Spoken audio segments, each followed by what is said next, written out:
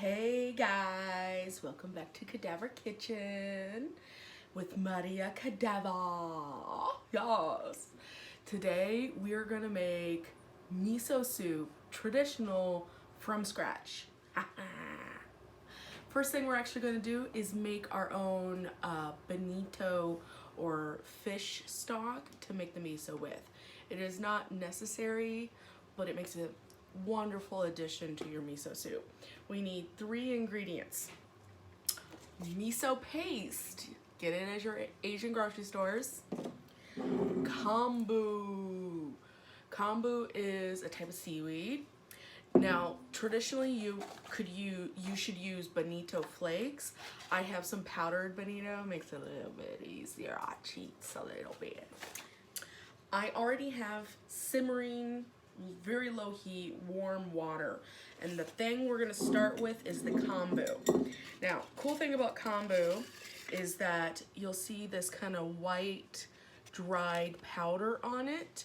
This is natural MSG. It's not scary. MSG is not bad for you, okay? People freak out. But this is just packed full of umami and flavor and just mwah. I'm gonna put it in the hot water. This is important. Do not boil kombu. You're not gonna be pretty, okay? Don't do it. We're just gonna let it simmer. We're gonna get all that great flavor off of it. In fact, I don't even really want bubbles. Simmering might be even too strong of a word. It has been 15 minutes on a very, very low heat. I'm gonna take these out now. You don't eat these. Technically, they're just trash now.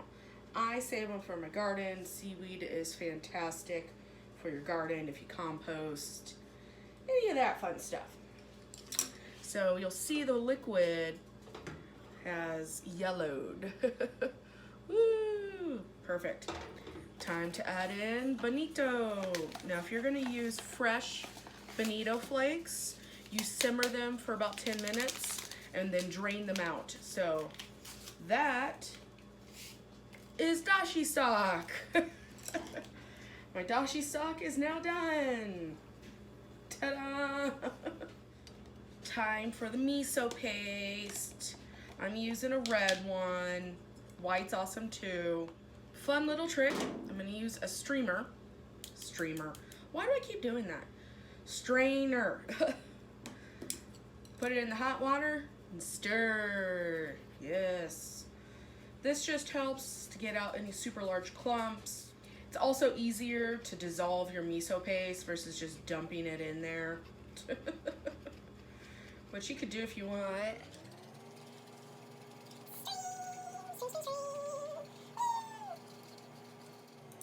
Once you stream it out,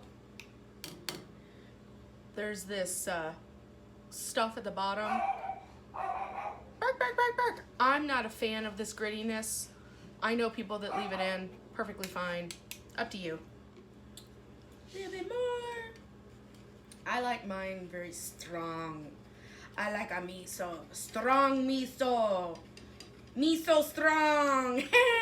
I made a joke. Get it? Miso. I am miso. Okay, fine. I think I'm funny.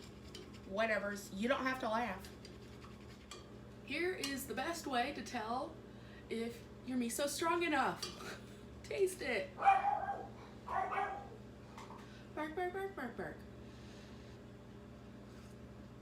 Ooh.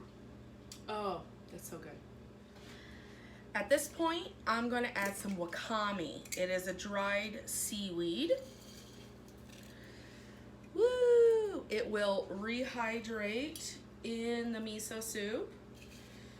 You don't need as much as you think you do because it will plump up. And technically, you're done. This is miso soup now. You can do whatever you want with this. Maybe you want to do just a beginner appetizer, sprinkle a little green onion on it. Maybe you want to make it a little bit heartier and put some tofu in it. I am gonna make an epic ramen soup.